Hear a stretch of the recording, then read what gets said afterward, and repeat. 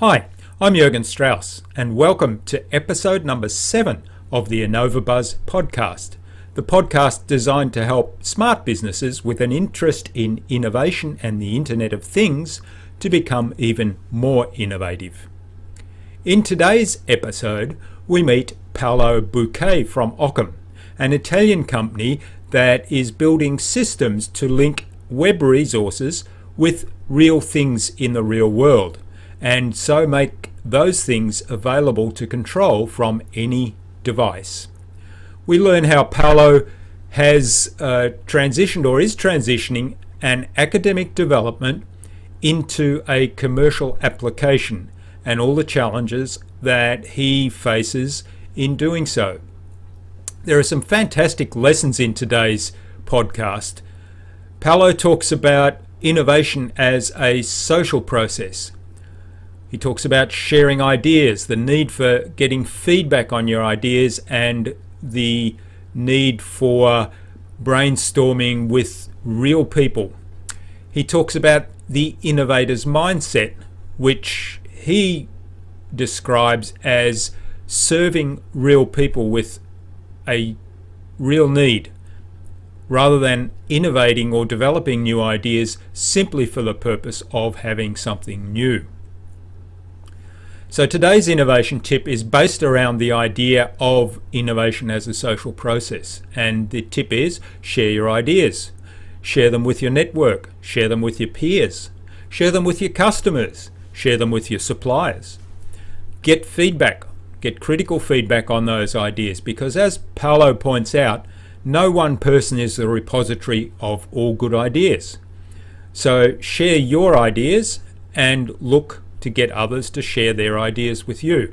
Give them feedback, get feedback on your ideas, learn from that feedback, and brainstorm together how these ideas might serve real needs or solve real problems.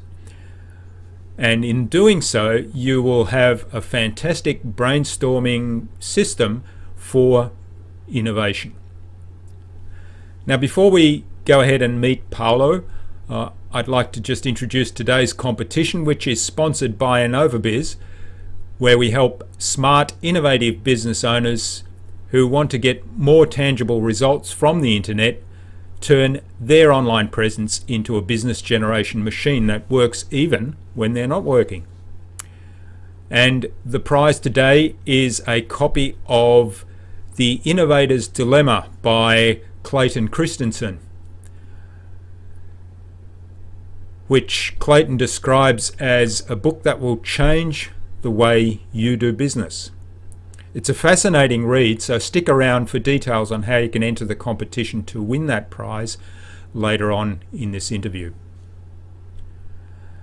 So now, let's go to the Innovation Hive and get the buzz from Paolo Bouquet. This is the InnovaBuzz podcast, helping smart businesses be even more innovative.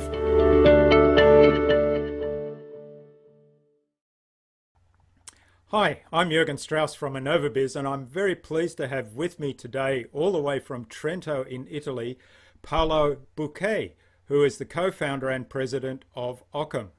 Welcome, Paolo. It's a privilege to have you on the InnovaBuzz podcast. Hi, Jürgen. It's very good to talk to you. I'm very pleased and very happy to share my experience with you. Now, Paolo is also the Associate Professor of Computer Science at the University of Trento, and his interest is developing semantic technologies for driving innovative business solutions. Is that right? It's right. That's my background. I, of course, come from academia.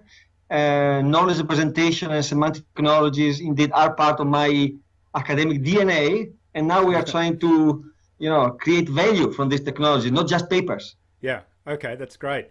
So before we learn more about Paolo and about Okkam, a quick competition announcement. So today I'm going to give away a copy of The Innovator's Dilemma by Clayton Christensen, which is a book that the author says will change the way that you do business. In the book, he talks about the risk of innovation, how to minimize the risk, and how to recognize opportunities that are worth pursuing.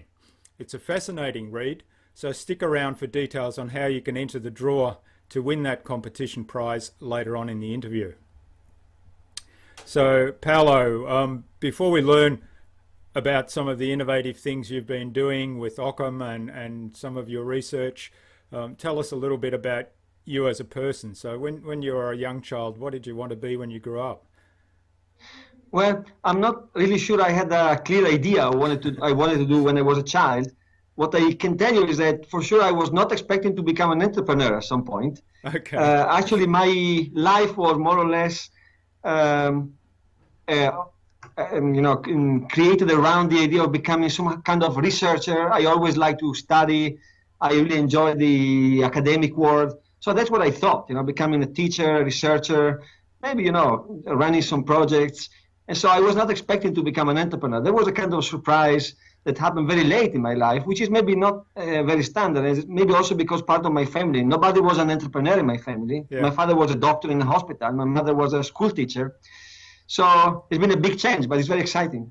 Okay. And so you decided that computer science was the area that you were going to pursue that dream of research and teaching?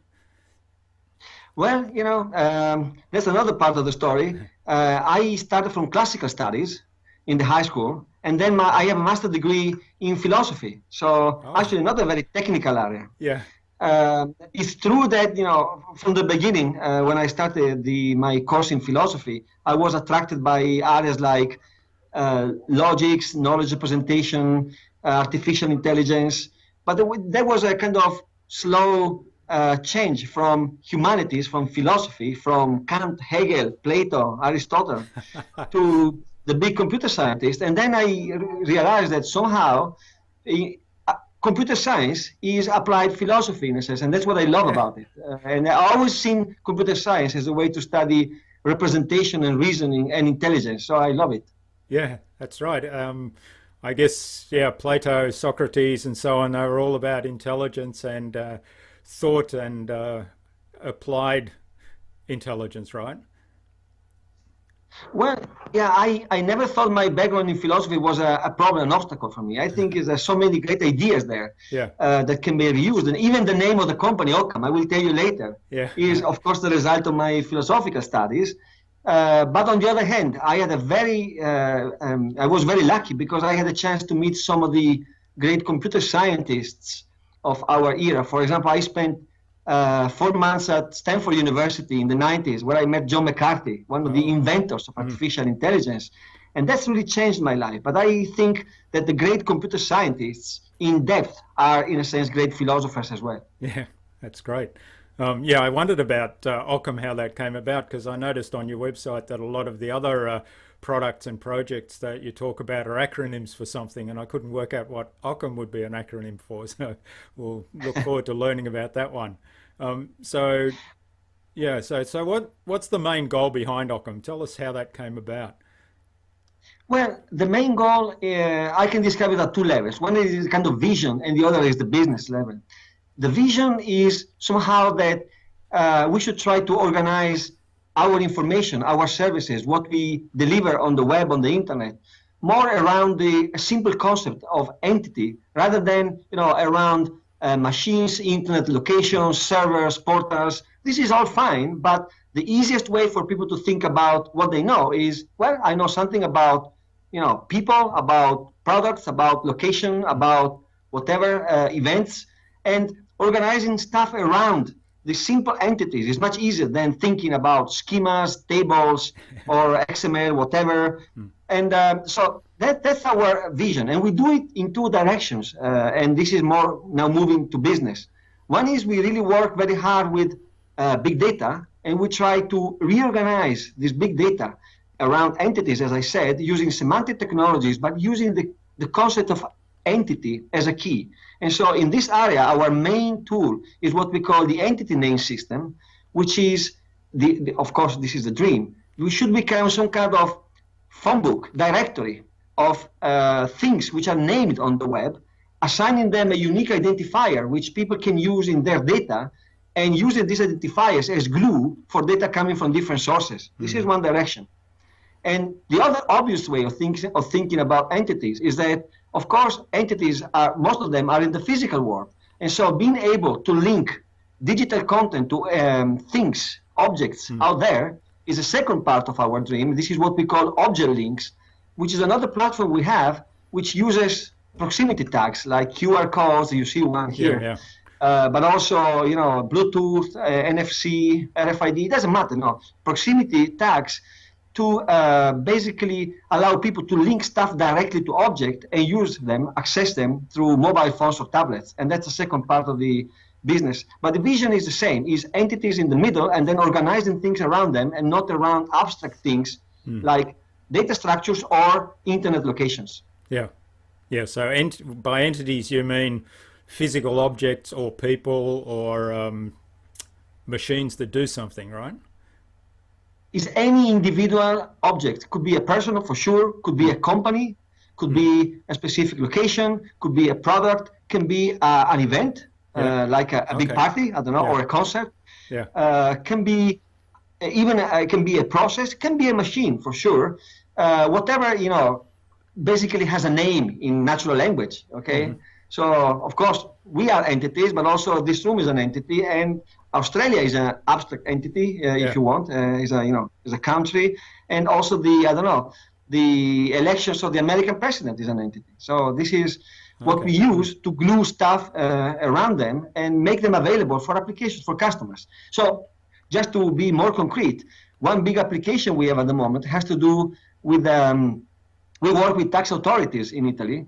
And the main problem with tax authorities is organize things around taxpayers to have a clear picture of what they have and what they do, and in case ask them why they're not paying what they should pay. Okay, this is an example which is maybe not very popular, but from the technical point of view, is a fantastic example of organizing information around entities. Yeah, that's great. Yeah. Okay, so all right, well, tell us what Okkam, how the name came about then. Okay, so this is an interesting story because Okkam was a philosopher from the 14th century, 13th, 14th century. So Occam's razor, right? He's famous for a principle called the Occam's razor.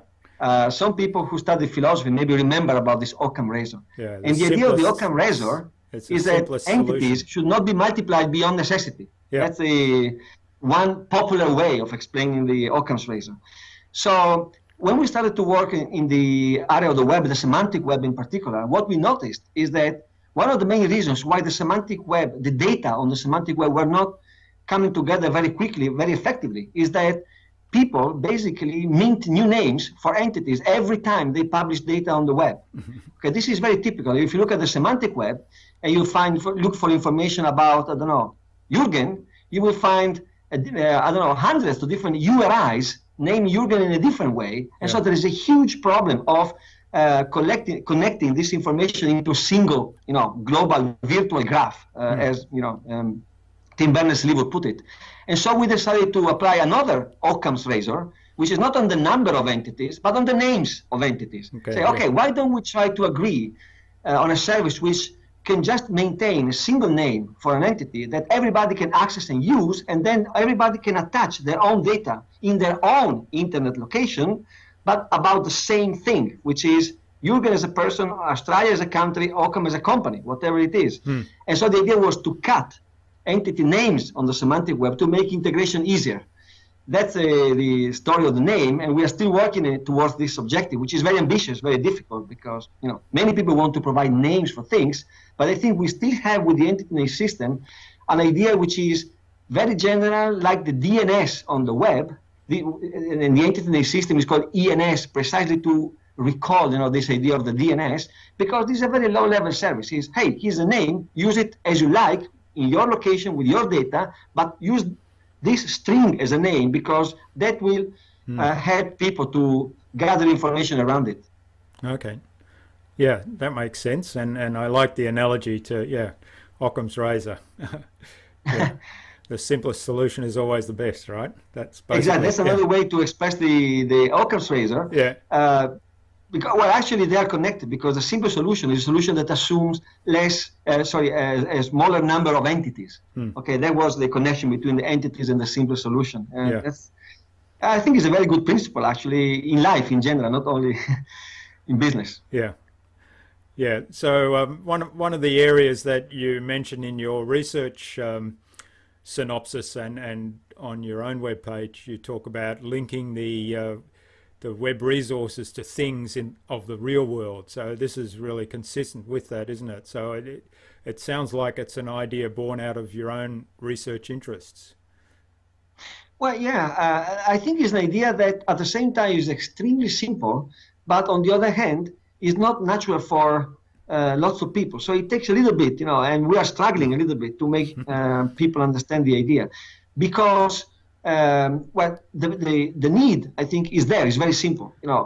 People have developed a lot of web resources, videos, pictures, web pages, documents, services, which are somehow connected to objects.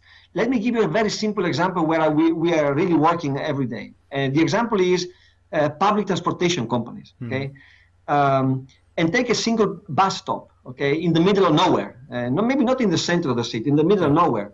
There's plenty of information which is connected to this physical object. Okay, of course, is the bus schedule, is the geographical information where you are, is interesting things that are around the bus stop, is also public information about where you can find a supermarket or a drugstore or a hotel, a restaurant, whatever, is the physical position of the bus you're waiting in that moment. Maybe it's, 500 meters from where you are. Maybe it's 500 kilometers because it's late for some reasons. Then there are special offers, there are fares, there are payment services. All this is already developed. And it would be very nice to have a very simple way to connect all these things without creating every time a new specific application, okay, to the object through a simple web address. You say, okay, this is the web address of the bus stop. You can simply link stuff to this web address and then make it available through, for example, a QR code. This is, the idea is very simple, but it can be applied in any domain. Because my example can be used for a bottle of wine, for a package of Italian pasta, for a book, about computer science, where you want to link many things to the book, to a tourist booklet, a tourist offer from any tourist board. Can be, just imagine in the pharma industry, where they spend a lot of time creating those, leaflets they put in the package of a drug, to explain things that are not up to date after a few months. You might want to link, all these scenarios just require a simple infrastructure, a way to assign a web address, which we call an object link, to the object, and then linking through some easy kind of content management system, very simple, any interesting resource, interesting in a contextual way, resource to the entity. And this is what we are trying to do. It's very simple, and so far, I think we have the only platform of this kind, with all the general services. But the idea, for some reason, and this is a good question for us as an entrepreneurs, is taking more time than we expected to be understood, and so we'll see. Yeah. Now you talk about that's fascinating stuff, and particularly the examples you gave about documents that are out of date very quickly, or live data, which may be the bus, where is the location or how far away is the next bus for the bus stop. So that's where it becomes really powerful, because of live data that can be changed or updated dynamically, right? Right. The key is exactly the word dynamically that you mentioned, because of course it is very natural, normal today to find, for example, QR codes out there with a link to some website or to some advertisement, about something.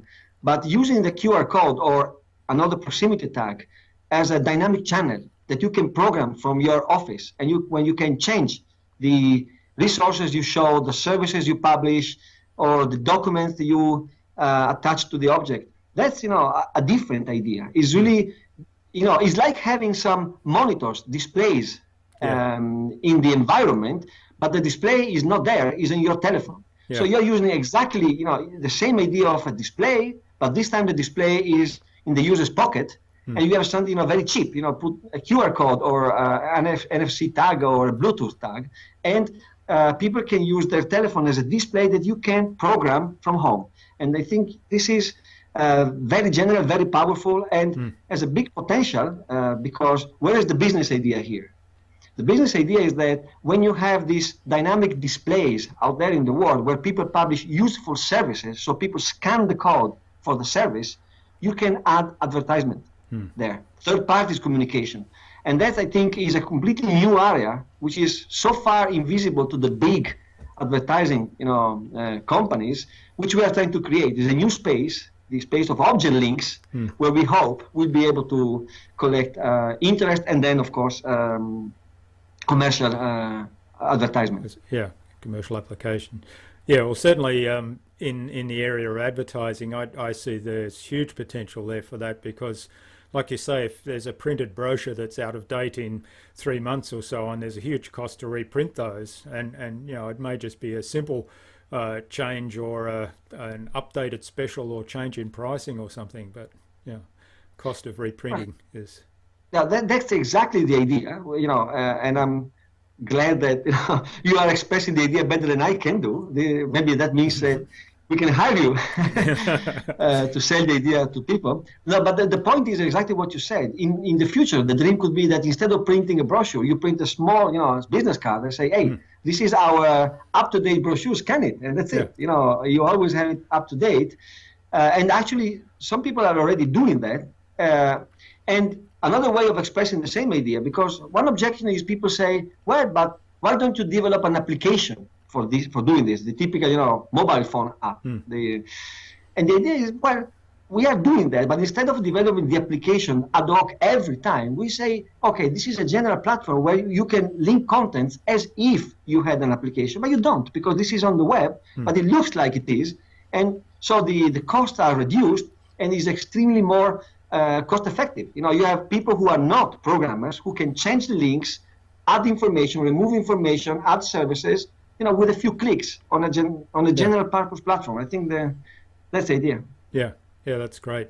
And so, looking at the two approaches you have with the entity name system as one, so you talked about in some of the publications, you talked about making that freely available. So are you thinking of developing a standard there that would be kind of universally applied then at some point in the future?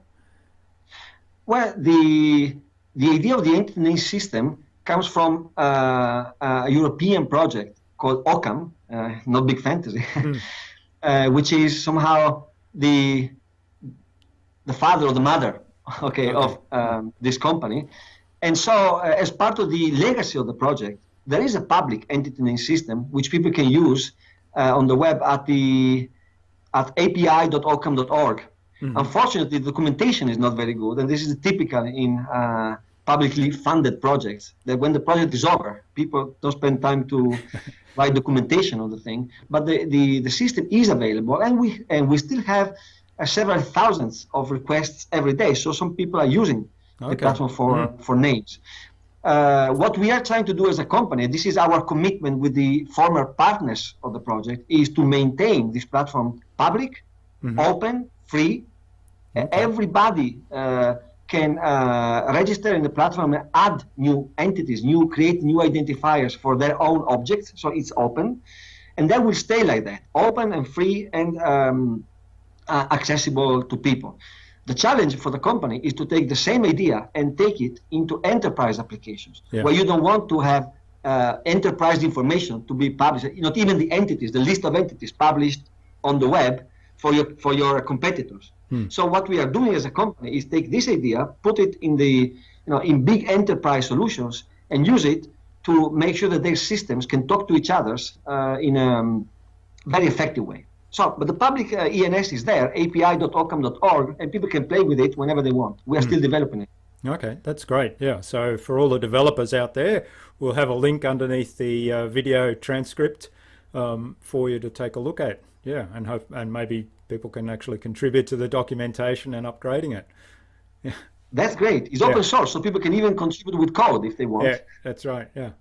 All right. Well, that's fantastic. So, in terms of what you do, Paolo, when you meet somebody for the first time and somebody says to you, "What do you actually do?" How do you describe what you do in one sentence? that's interesting because we are working on identity in Okkam, identity and identifiers, but I have an identity crisis these days because, as I said, for more than 20 years, I thought about myself as a university professor. So that was easy. What do you do? I teach at the university. Good. But then, this Okkam thing has become bigger and bigger, in the last 4 years. And now, very often, I find myself introducing myself as, well, I'm the founder of Okkam. Okay, and by the way, I teach at the university, which is not a fair description because university is still paying my salary. So that's one of the issues here. And I have a third identity because what I do as part of my university work, in the last 10 years, I've been pro-rector for sport development in my university, which was another thing. We started very small, and now it's become huge. Just to give you an idea, at the end of 2013, we have organized the Winter Olympic Games of universities here in Trentino, and I was the vice president of the organizing committee, a huge work. And now I'm part of the European expert group on the economic dimension of sport. So I really don't know. I'm a guy with many interests, hopefully not too many.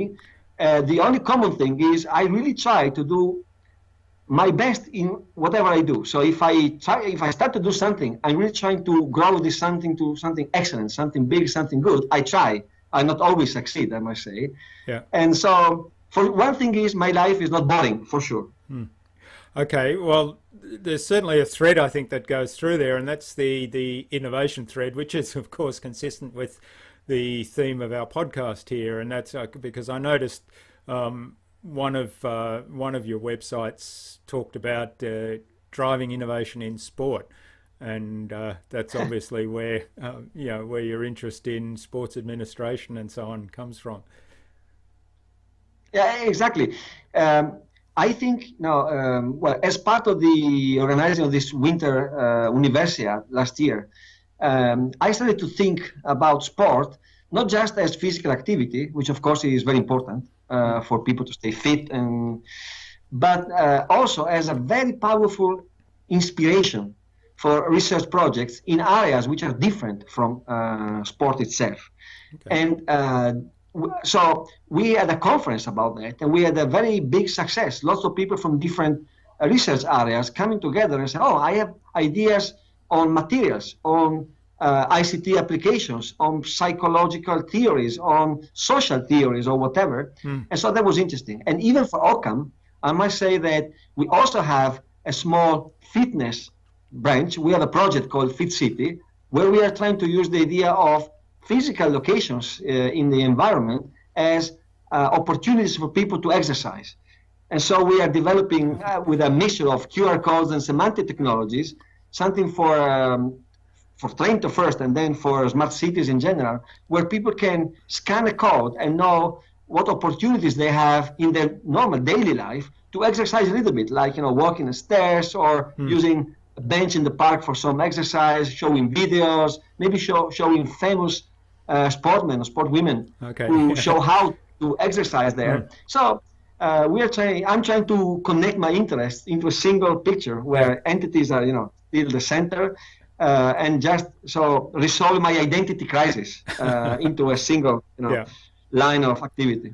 Yeah, that's great. So innovation is clearly the theme here, but you're looking to connect all your interests through that. Yeah. Well, So, I think innovation is a very nice concept. In the past, I used to confuse innovation with research in the sense of developing new ideas. But I think innovation is one step beyond, because new ideas are somehow the precondition for innovation. But then understanding how these new ideas can solve real problems for real people is a different mindset. And I think this is a main mindset for innovators, looking around, identifying potential problems or needs, and then say, oh, I have the idea which can solve this problem better than other people are trying to do, or in a new way, or I'm the only one with the solution, and provide the solution. And this is a very important mindset for innovators, I think. Yeah.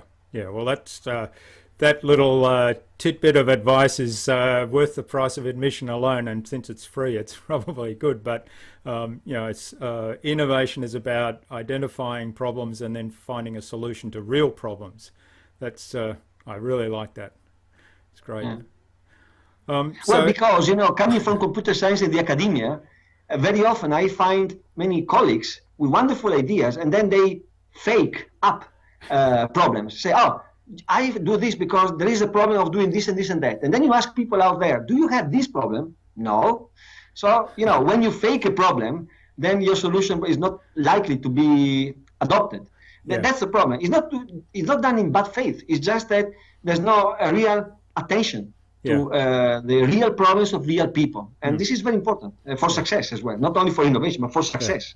Yeah, of course, that's the risk of academia in general, isn't it? That there's a little bit of a disconnect between the real world and real problems and some of the fantastic work that they're actually doing. I think the academia can provide opportunities. I think it's a good thing that academia has the freedom to experiment with ideas that are not necessarily useful immediately. Yeah, but then somebody else must look at the ideas and make the bridge. And this is, I think, the role of innovators, the main role of innovators. That's great, yeah. So in terms of your involvement with Okkam, what do you spend your time doing day to day? Well, I love to say that every minute of my life is very exciting here, but of course it's not always like that. This is a small company. We now have 10 employees, which is still a good result. We started with 1.5 4 years ago, so that's okay. But there is still a lot of practical things to do. In the last months, for example, one big, a large fraction of my time has been devoted to solve cash flow problems, which is a typical thing with startups. Yeah. Not very exciting, but definitely something you have to do if you want to survive. Absolutely. And this is not exactly the best moment in Europe and in Italy in particular to start a business. The crisis is still here, and that's why we are, of course, expanding our business outside Italy and hopefully outside Europe. We have some contacts with North America and the US. So this is part of the my daily life. But on the other hand, I still have time to think about how to develop our business, which is exciting. Talking to people from other companies or for potential customers, refining the ideas we have. Because one of the problems I have understood in my experience is that an idea which can be very clear to you doesn't have to be, is not necessarily very clear to other people. You need to really fill a gap between where you are when you think for years and hours every day about something, and people who have never thought about it. They have their own business and own issues and problems and daily work, and it takes a lot of time to explain things that look obvious to you. And this is something which is frustrating at the beginning, but then you understand that this is absolutely necessary if you have something new. Because if you sell a car, there's no problem to explain. People know what a car is, and maybe they like it or they don't like it, or maybe it's too expensive or is okay. But when you have something which is new, it doesn't have to be rocket science, but it's different from what people use every day. That's right, yeah. It takes time to fill this gap. And this is, again, now I think it's exciting because when you make sure that when you succeed in explaining what you do to people who are outside your business, I think that's an important step and gives more understanding of what you do to yourself. And so this is another important part of what I do in my daily life. Yeah. So that's the educator coming out in you as well.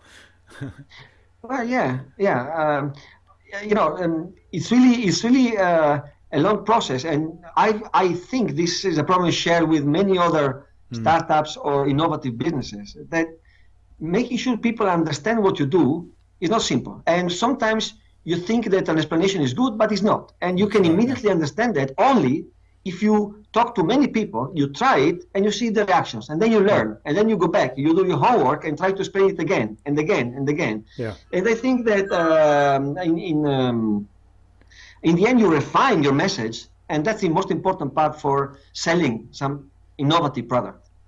That's right. Yeah. It's One of the recent podcast interviews I did was with Glenn Finkel of Purity. I don't know if you know that company, and Yes. he made this point very strongly that a disruptive technology requires a lot of educating of the potential clients in terms of how it works, what it actually does, what the benefits are, and why it actually solves the problems that it solves. So and why it's different. So that's a really key point. Yeah. Well, and in my case, I must say that my academic background is not helping me very much because, and I had to learn a lot. And by the way, another message is all this adventure with Okkam is really teaching me a lot. And I'm very grateful that I had the opportunity to go through this learning process, because sometimes you think that to be innovative, you really must be beyond the edge, very, very far away from, but it's not true. Actually, innovation happens in small steps in the real world. Yeah. And being too far away is not a good position. You can have a very long-term vision, this is fine, but then you must solve the problem, the real problems, step by step, making sure that people understand the path from where they are to where you want to take them. Yeah. And this is extremely important. And so, even a word like entity, okay, we started from entities. This is something that I try not to use, when I talk to customers, because I think an entity is obvious. An entity is whatever, we're talking about, but it's not like that. So speaking about, things, objects, or the concrete examples, the bus stop, the brochure, the booklet, the bottle of wine, that's how people understand it. And That's then right, from there, you can build a long-term relationship and take them to wherever you want to take them. Exactly, yeah. So steer clear of the lingo or the techno speak and make sure you can explain it clearly to people in concrete terms that they can understand. Yeah. Yeah, and that's not easy, I must say, because we are all geeks one way or another. That's right. More or less. Yeah. And so for people out there, there's no things like, the Internet of Things directly, or there's no internet location, IP addresses, QR codes, not like that. They have a problem. I need to reach this customer. I want to improve my visibility, or I need to sell this service to people with mobile phones. Well, this is what the language they speak, and we should speak the same language to establish communication, and then build up from this common core the rest of the message, which is, as I said, it requires many trials and failures, and we are slowly, getting there. Yeah, hopefully. Yeah. Well, one of the great things about being an entrepreneur, as you said, is that you certainly it is a learning experience. You're always learning something new every day. So that's certainly been my experience as well, and continues to be. So, do you worry about something, or is there something that keeps you awake at night? Well, there are a few things which in the last 4 years kept me awake at night, but of different nature. One thing is, I must say, switching from the university, from the lab to a company, also changes the personal relationship with people. That's something that, not with the same people. What I mean is a different context. A company is not a university lab. Yeah. So people working for a company have different expectations. They have a different way of reasoning about things. They have different priorities. It's not like a PhD student where the priority is I need to publish. No, these people need to be happy. This work is an important part of their life. They expect to have some salaries, to have a role in the company. They expect you to make decisions in a kind of effective way very quickly. So all these things at the beginning of the company have created some issues. And I had, unfortunately, some problems with the people working with us, which I had to solve. And it was very painful at the personal level. That's one part of the reasons why I lost part of my nights. Okay.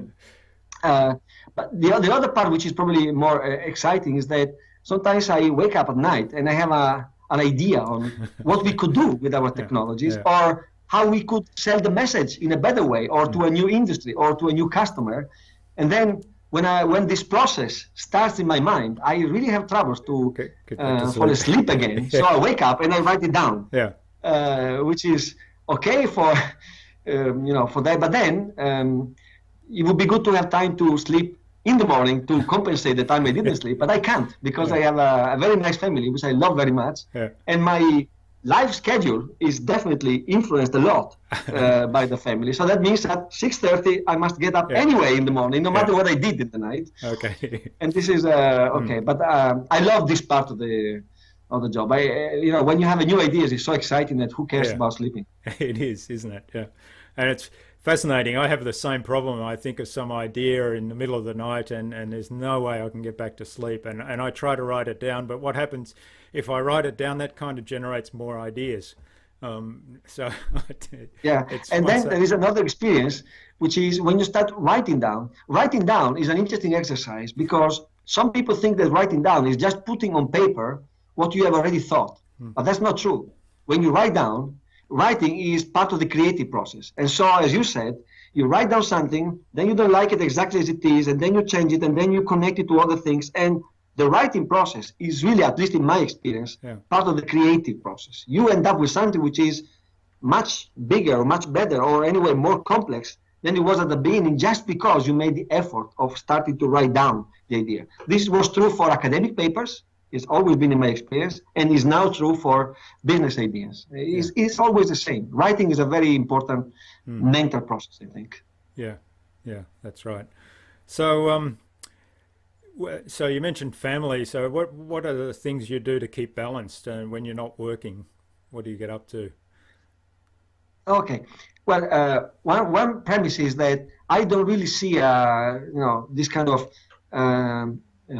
separation between my work and my family, which means, of course, there is a separation. But unlike other people, which I think are really unlucky in this respect, I don't see work as the bad time you have to have for a salary, because then you can do whatever you like. I really love what I do, and so the problem is, as you say, is to find the balance between these two passions.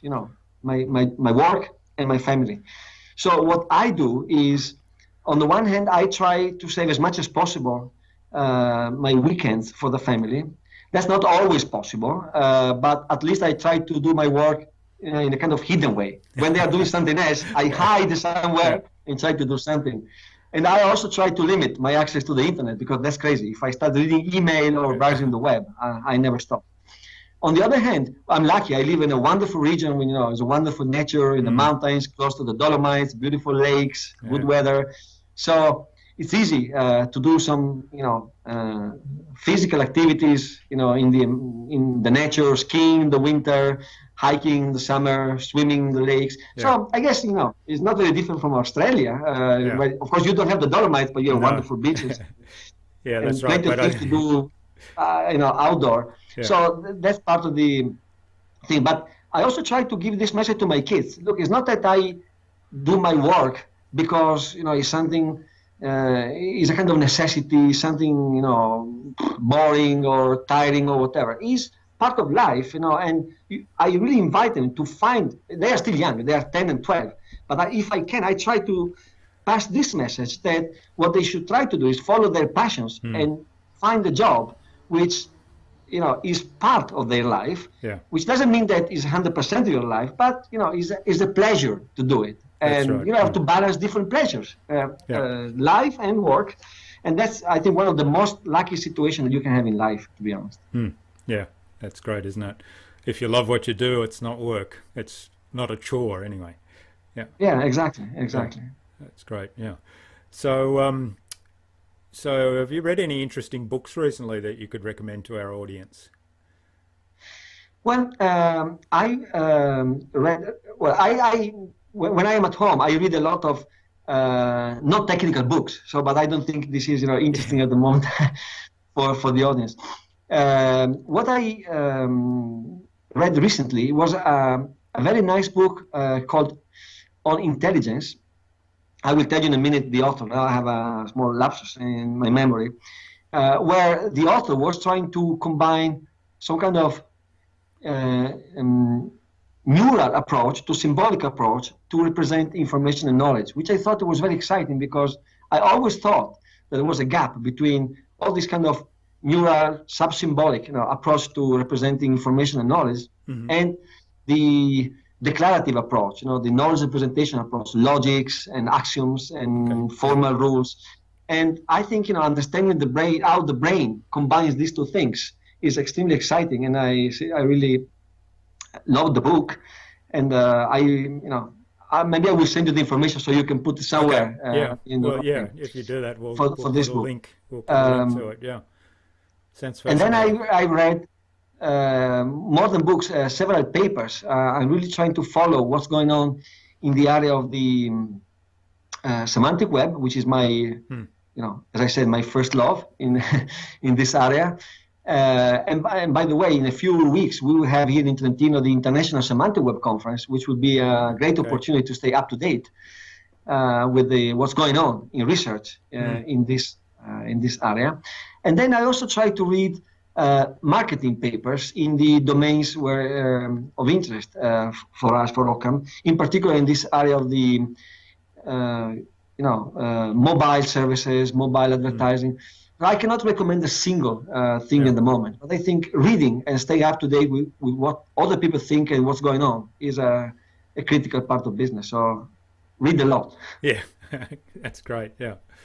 Okay. And if you had a magic wand that you could wave and fix one thing within your business in Okkam, what would that be?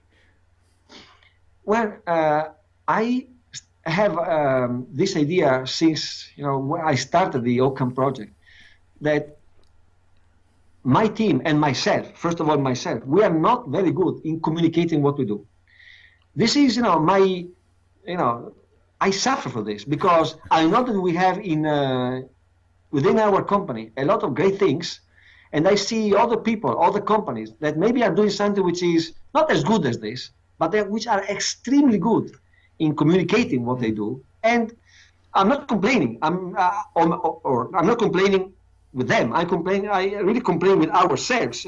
We don't invest enough, or maybe we are not good enough in communicating what we do in some exciting way that people really say, "Oh, that's great. That's what I want to use." And so we are still too much technically oriented. Inside, I see a lot of excitement, and our developers come to my office very often. "Oh, we've done this. I'm fantastic. We are faster than anybody else. This is okay."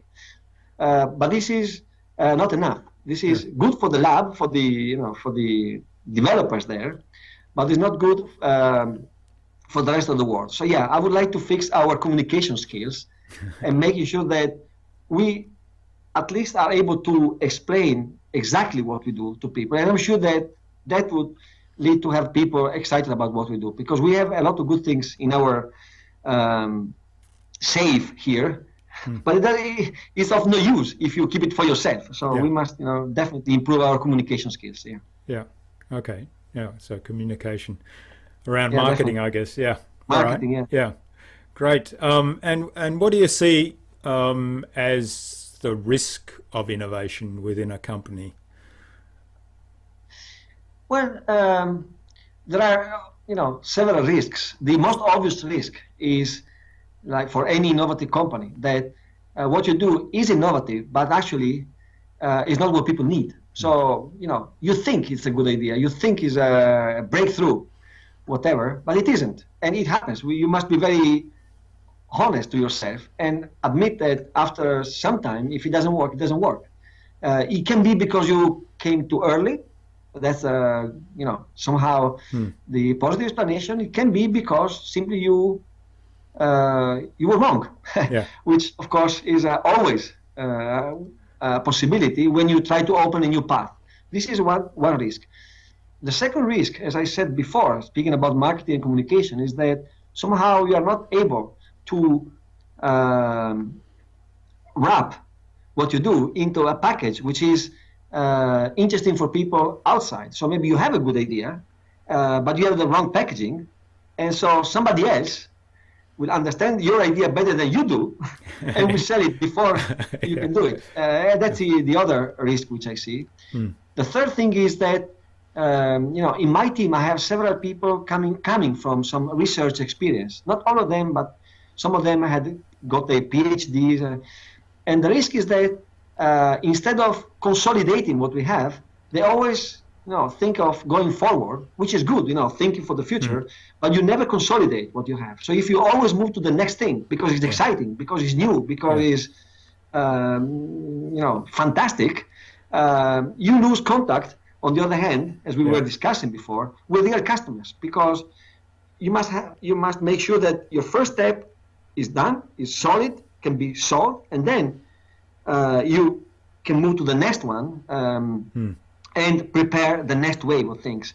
And so I see that we run a lot, we follow new technologies, we make new experiments, we do a lot of things, but on the other hand, we forget that customers need that we fix bugs, that we have some tiny improvement on what they have, and the usual stuff. So I think this is another risk when you have a highly innovative environment in the company, and you don't have enough focus on consolidation, not only exploration.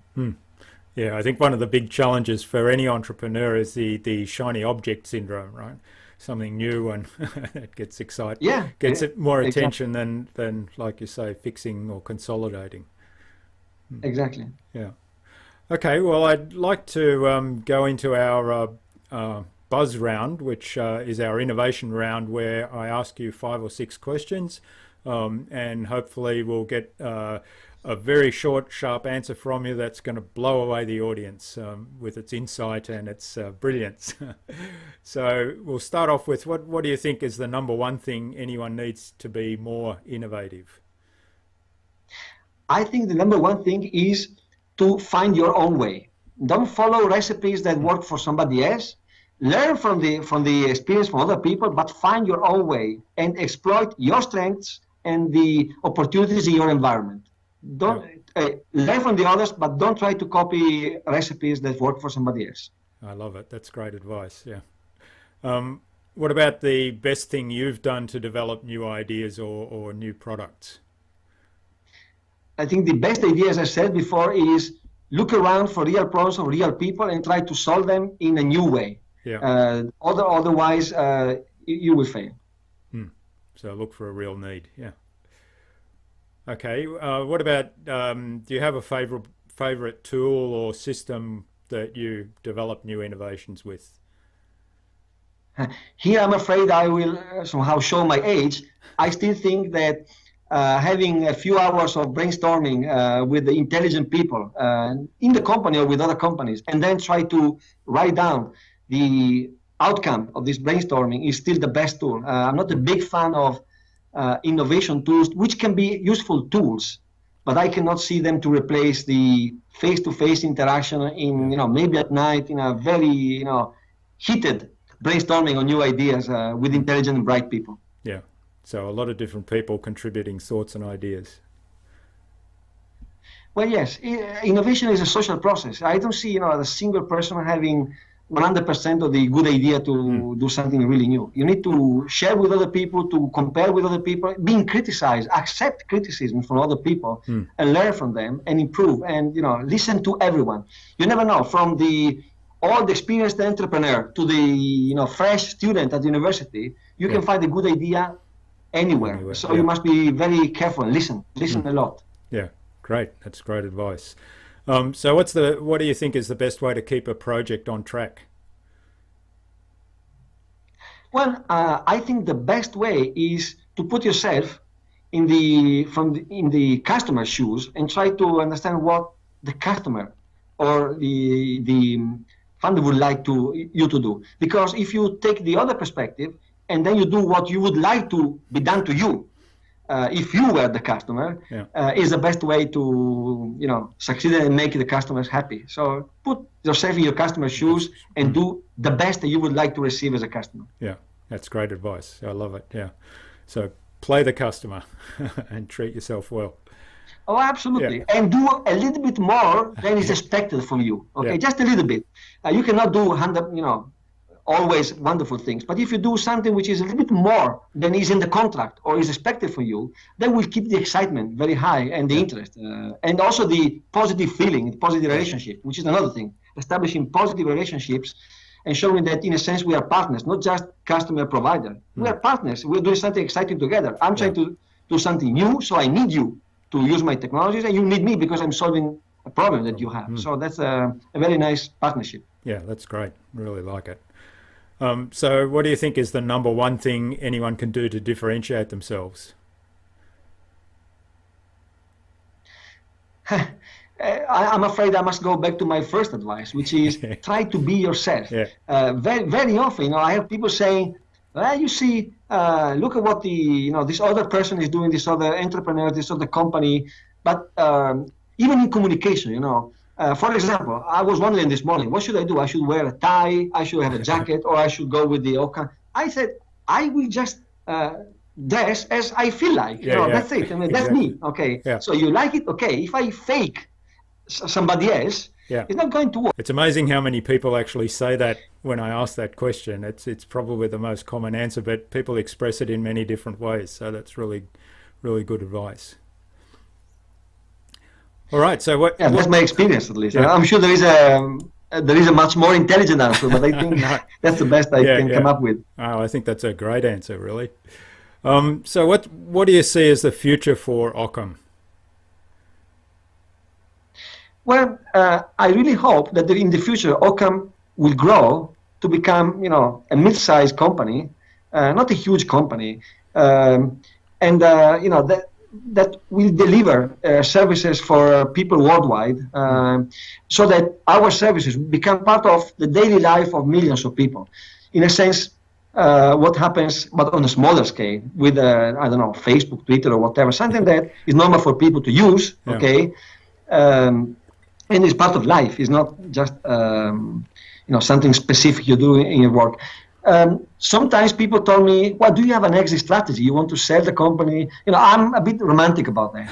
I feel like Okkam is like my baby, and I'm not a serial entrepreneur. My goal is not to go from one company to the next to make money out of them. My goal is really to grow this idea, the seed of the idea, and make it bigger and bigger, and do something exciting for people who use our tools, and for people who work in the company. So hopefully it's going to be that we grow, we reach a mid-size level, 150 to 200 people, and then we deliver things that people love. That's my dream.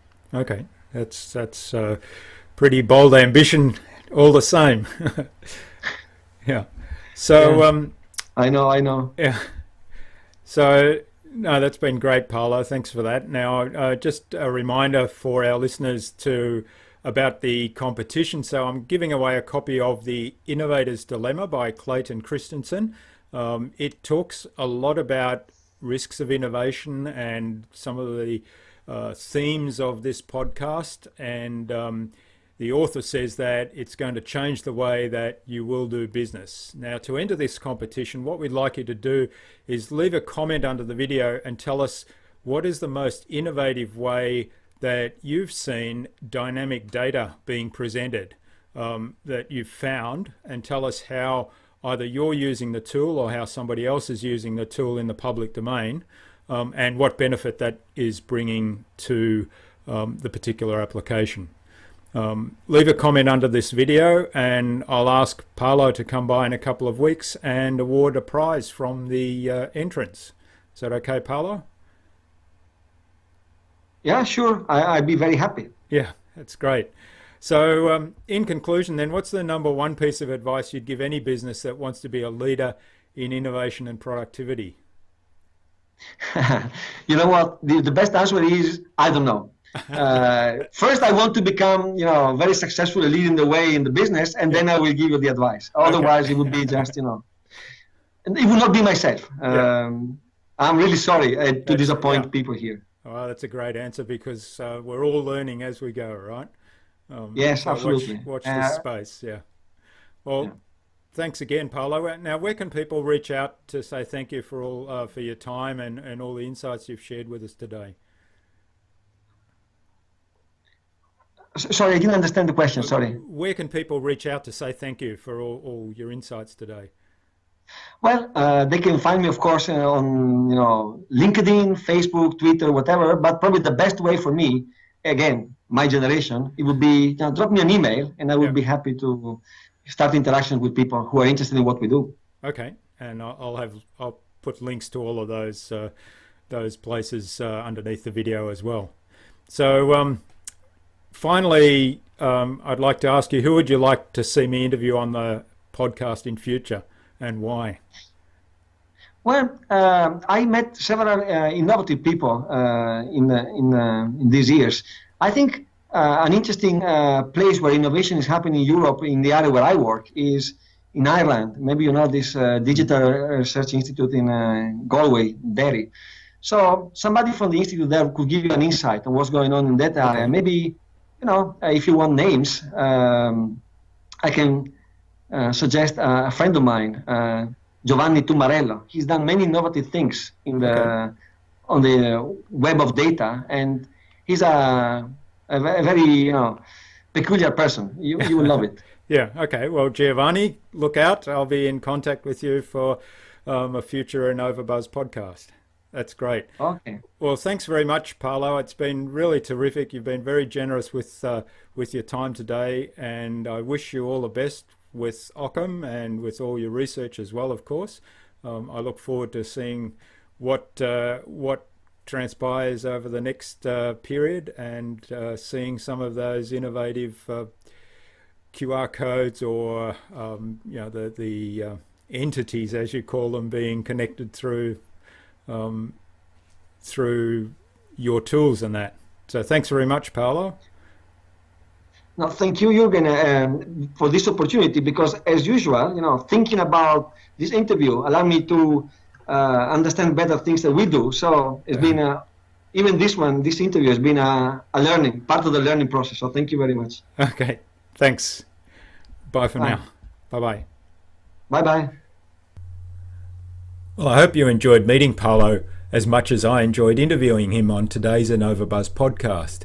He certainly is very passionate about all the things he does, and he's managing to balance an academic career together with being an entrepreneur in a startup company.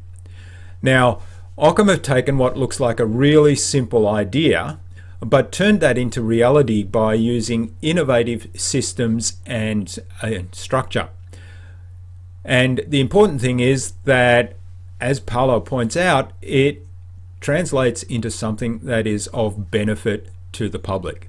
So there are some great tips in that interview, some real nuggets of gold. The first thing that struck me was about having a focus on real problems and real people. So don't just innovate for the sake of innovation, but really focus on solving a real problem for a real person. The second one was around innovation being a social process, and that's part of the reason why we have these comments on our podcast, or we have these competitions on our podcast where we try to elicit comments from our audience, because innovation is a social process and we need to share our ideas and get feedback on them. And the third one was the idea of putting yourself in your customer's shoes and then treat yourself the way you want to be treated. So that in itself is a little nugget of gold. Now remember, you can subscribe to this podcast, the InnovaBuzz podcast, on iTunes or on Stitcher, so that you'll never miss a future episode. All the show notes for this episode are going to be on innovabiz.com.au/Okkam. That's OKKAM, all lowercase, no hyphens, dashes, or underscores, or any of that funny business.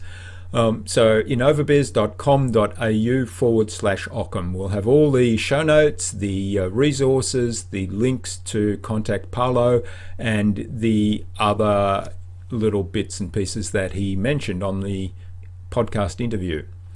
Now remember, leave a comment underneath the video to go into the draw to win a copy of The Innovator's Dilemma by Clayton Christensen. So what we'd like you to do is share with us the most innovative way you've seen dynamic data presented, whether that's in the form of QR codes or through a Bluetooth connection or through an NFC connection. Share with us how either you're using that or how you've seen other people using that and what benefit that is providing to the public. And I'll get Paolo to swing by in a couple of weeks and pick the best entry in his view for receiving the prize of the Innovator's Dilemma. Now, Paolo nominated Giovanni Tumorello from the Digital Enterprise Research Institute in Galway, Ireland, to be on a future InnovaBuzz podcast. So Giovanni, look out in your inbox. I'm coming to get you, and I will send you an invite for a future InnovaBuzz podcast. Now, if you like these podcasts, I would love it if you give us a 5-star review over on iTunes, because that really helps us to build our audience. And it's my aim to share this information with as many people as possible, because we have some fantastic guests on this interview, like Paolo today, who share their time and their insights and their knowledge with us freely. And I want to make that available to as many people as possible. So, in conclusion, remember, if you don't innovate, you stagnate. So think big, be adventurous, and innovate on.